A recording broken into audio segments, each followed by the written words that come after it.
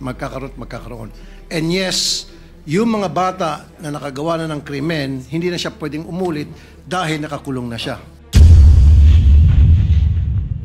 Sa present setup, yung mga minor de edad na mga loko-loko, they keep on committing crime time and time and time and time and time and time again sapagkat hindi sila pwede makulong. Paulit-ulit sila nakagawa ng krimen. Ngayon, kung dito sa batas na pinopropose ni Senator Robin Padilla, one strike ka lang. Thank you, Senator Padilla. Majority Leader. Mr. President, first to interpolate is Senator Raffy Tulfo. I move that he be recognized. Senator Raffy Tulfo is recognized. Thank you, Mr. President. I would like to commend Senator Padilla for his privileged speech, which primarily seeks to improve our peace and order situation. I understand his intention, Mr. President. By my experience in my program, several minors do get involved in criminal activities, and some are even involved in the commission of heinous crimes. The parents and family members of their victims are often left frustrated due to inability to get justice. If we are going to talk about facts, that is a fact. Meron lang po ako yung kwento many years ago. May pumunta sa akin na isang parent from Leyte, if my memory serves me right. Ang kanyang reklamo, yung kanyang 9 years old na anak na babae, ni-rape ng 13 years old na lalaki. After na ma-rape itong 13 years old na lalaki, yung 9 years old na anak niya, kinasuhan, ay dinala sa korte. At anong ginawa ng korte? Dahil mayroong Juvenile Justice Act tayo, walang nagawa yung fiscal kundi pakawalan. And then, 2 weeks after, nang rape ulit. Again, pinakawalan. Tinawagan kong piskal. Pasensya na. Yun po yung batas. Kailangan pakawalan. Pangatlong beses, nang rape na naman. Na-high blood po ako dun. Nabalitaan ko. At hindi lang po yung unang insidente na nakarating sa akin na kung saan yung mga minor de edad naging recidivist pa ulit-ulit na lang gumagawa ng heinous crime. And meron din akong karanasan sa aking programa din na yung pulis pupuntahan yung bahay ng isang magulang dahil yung kanyang anak ay merong ginawang kasalanan. Ang sabi ng nanay agad, sandali lang, alam ko na yan. Pupunta siya sa kanyang cabinet, kukunin yung birth certificate ng kanyang anak dahil minor de edad. So sasangkalan yung edad para makalusot yung mga bata at makagawa ng krimen. Ang daming beses na po ng mga insidente na yung mga minor de edad ang lalakas ng loob, gumawa ng krimen dahil alam nila wala silang pananagutan at sasalbahin ng batas. And there were also cases na nilagay sila sa juvenile detention center ng DSWD. Pero nakakatakas. Napapakawalan. Now, meron lang konting katanungan dito kay Senator Robin Padilla, if you will yield to some questions. Isa pong pagpapasalamat ang suporta po ninyo at tanong. Okay. Meron na ho ba kayong ginawang pag-aaral kung tama ba yung 10 years old na ibababa natin yung age of pananagutan para yung isang bata ay makulong sa isang heinous crime? Have you conducted studies or are there or meron na buong pang pag-aaral na ginawa dito? Opo. Ngayon po, nasa oras pa rin po kami ng pagsisiyasat at pagkuha ng mga impormasyon.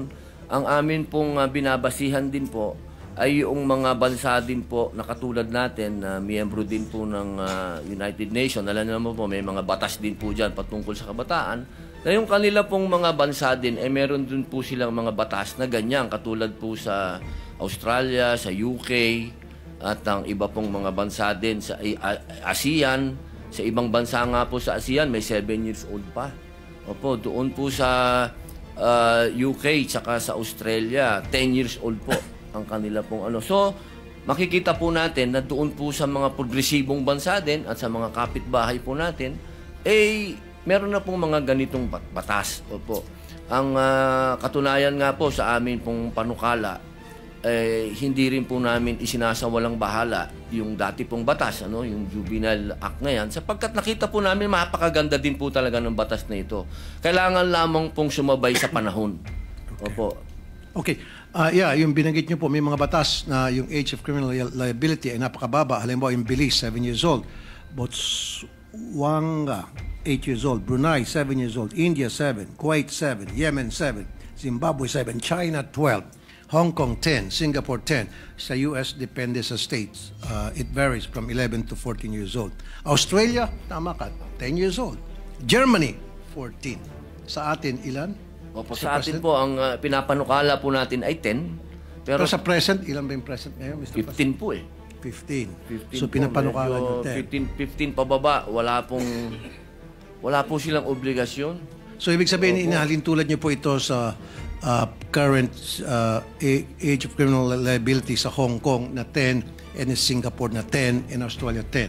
So, meron kayong pinagbabasihan. Opo, pinagbabasihan po natin. Pero yung atin pong... Medyo mas mataas pa kayo kaysa sa Belize. Buti 10. Sa Belize, 7. Opo. Sa Brunei, 7. India, 7. Kuwait, 7. Opo. Katunayan po, tinitingnan din po natin yung naratibo lagi noong unang batas. Kasi gusto din po natin. Ako sa totoo lang po, Senator Raffy Idol, talagang nakita ko din po talaga naman na may katwiran yung dating batas, yung batas na umiiral ngayon. Hindi lang po siya tumutugma sa panahon. Kaya sa akin pong palagay, sa amin pong pagsasiyasat, yung 10 po, baka ito yung napapanahon. Ito po yung sa ngayon. Kasi lahat po ng nakikita nating krimen ngayon na nagagawa ng mga bata, nandiyan po yung range. Isipin nyo po, meron pa po tayong binasa kanina na gang rape na bababa po sila sa 10 years old. Ito po yung nakakatakot po. Kung ito po ay hindi natin haharapin ngayon, ang sabi nga po ng ibang mga eksperto, baka isipin talaga ng mga bata na okay lang to. Kasi hindi naman tayo makukulong. So, in other words, Mr. President, yung gusto mo na ibaba from 15 to 10 na age of criminal liability ay yung para sa mga heinous crime lang. Opo. So, kung yung sa mga theft, yung nambugbog, nagnakaw, may ginawang kung ano pang kalokohan, basta't hindi heinous, balik po tayo sa original 15. law. So, heinous crime lang Opo, talaga. balik po doon sa original law na ginawa po nila. Thank you, Mr. President. That's all. Maraming salamat po. Thank you, Senator Tulfo, Majority Leader. Yes, Mr. President, next to interpolate is Senator Ronald Bato de la Rosa. I move that he recognized. Senator Bato de la Rosa is recognized to interpolate. Thank you, Mr. President. Would the good gentleman from Bicol yield to just some clarificatory questions? Opo, isa pong karangalan na katulad po ni Senator Raffy na matagal din pong nasa public service at narinig niya po niya lahat ang mga hinaing ng taong bayan. Kayo naman po ay dating PNP, talaga pong magmula sa mga lugar na malalayo hanggang sa makarating po dito sa Maynila, ay alam niyo na po ang mga nangyayaring krimen. Isa pong malaking karangalan sa akin ang marinig po kayo. Thank you po, good sponsor, Mr. President. Matanong ko lang kung ano sa tingin niyo kung itong sa current situation, ang mga bata, mga minor de edad, walang kinatakutan na batas. Kaya sila patuloy na gumagawa ng krimen.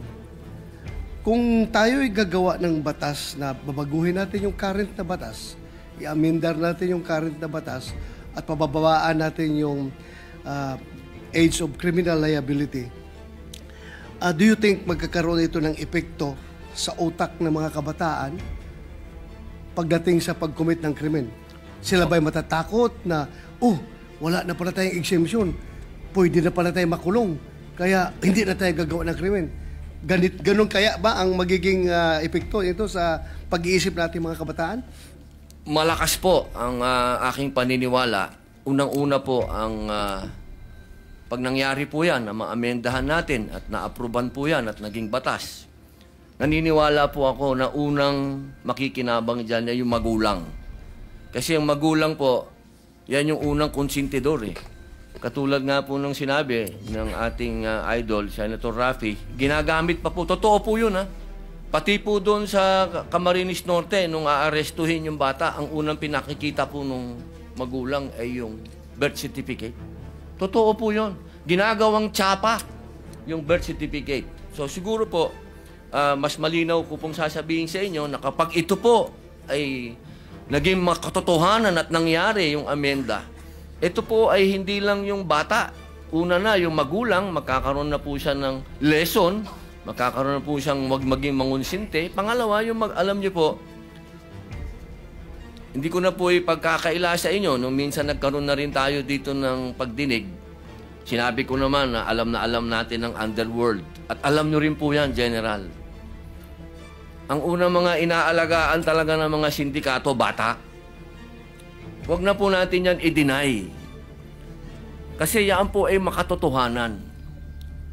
Kahit po sa bilangguan, ang unang-unang inaantay na dumating dyan, yung inosente at ignorante, yung walang aral, bata, kasi yan ho'y madaling doktrinahan. Isipin nyo, sa kalsada, sa ngayon, kung itong ganong klaseng paniniwala ang ihaharap mo sa mga bata, sige, gawin mo yan, hindi ka makukulong. Yung lakas ng loob ng kabataan natin, dadagdagan mo pa ng tsapa?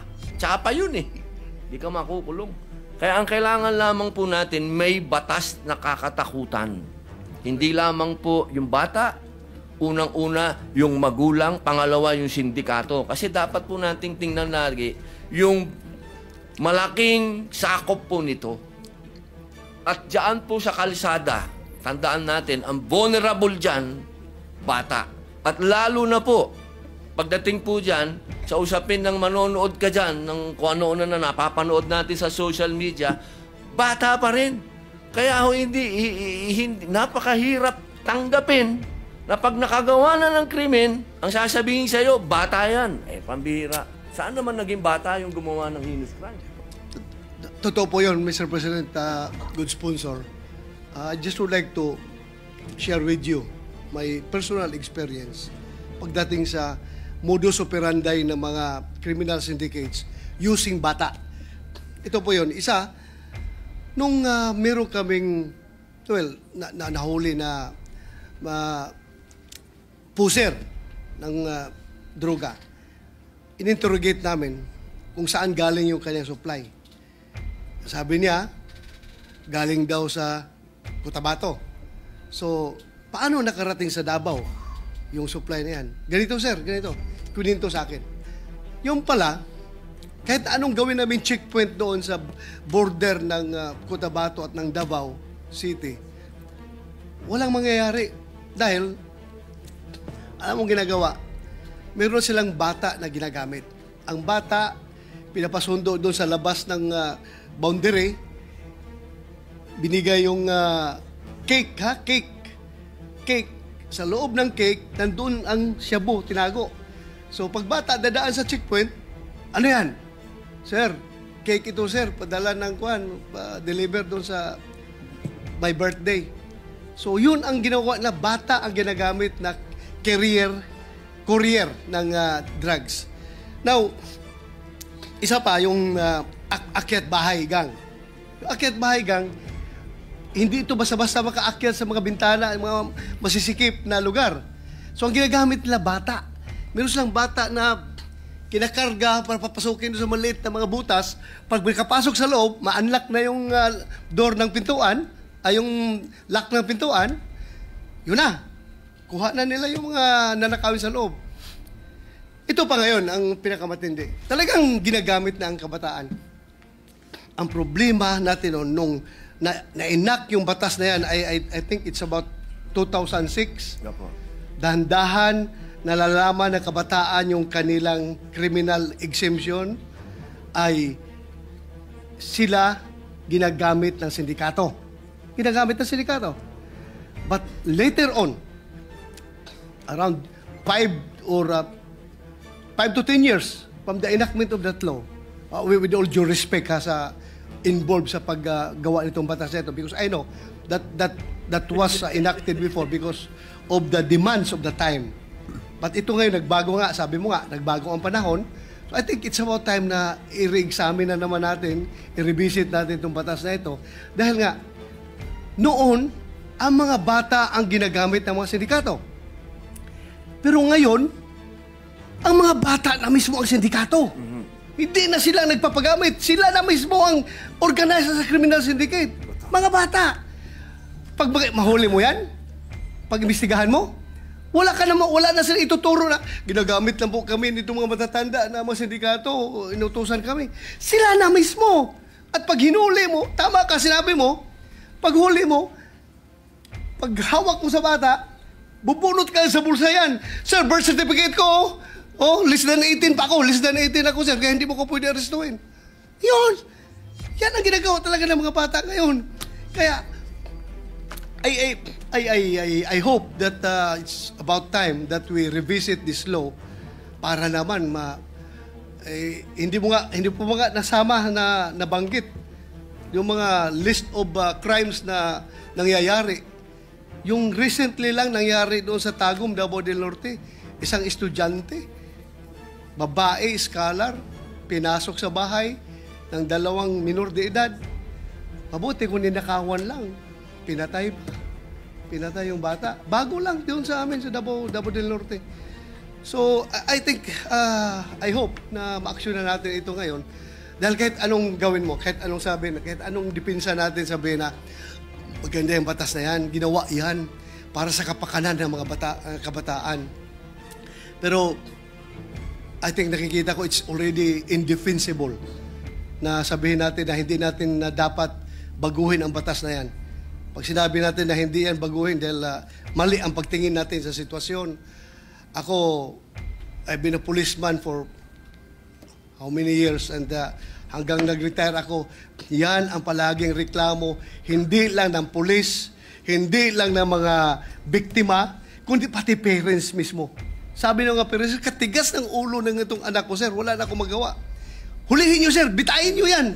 May mga parents magsabi sa akin, bitain nyo yan, sir, katigas ng ulong bata niyan dahil nga ayaw magpa-disiplina dahil alam nila na mayroong batas silang sinasandalan. Kaya siguro, it's about time lang, Mr. President, good gentleman. Maraming salamat po sa pakikinig mo sa aking sinishare. Thank you po. Thank you, Senator Bato de la Rosa. Okay, Senator Tulfo. Wait lang, Mr. President. Kasi hindi doon sa katanungan ni Sen Bato kay Senator Padilla na kung itong batas ba na ito na gusto maamendahan ni Senator Robin Padilla na ibababa sa 10 years old yung criminal liability, kung ito ba'y magiging deterrent, will it stop the minors from committing crimes? Para sa akin, ang sagot doon is yes and no. No, magkakaroon pa rin ng mga kriminal ng mga bata. Magkakaroon. And yes, yung mga bata na nakagawa na ng krimen, hindi na siya pwedeng umulit dahil nakakulong na siya. Sa present setup, yung mga minor de edad na mga loko-loko, they keep on committing crime time and time again sapagkat hindi sila pwede makulong. Paulit-ulit sila nakagawa ng krimen. Ngayon, kung dito sa batas na pinopropose ni Senator Robin Padilla, one strike ka lang. Gumawa ka ng krimen na heinous, kulong ka na, hindi ka na makaulit. Thank you, Mr. President. Maraming salamat po. Thank you, Senator Rafi.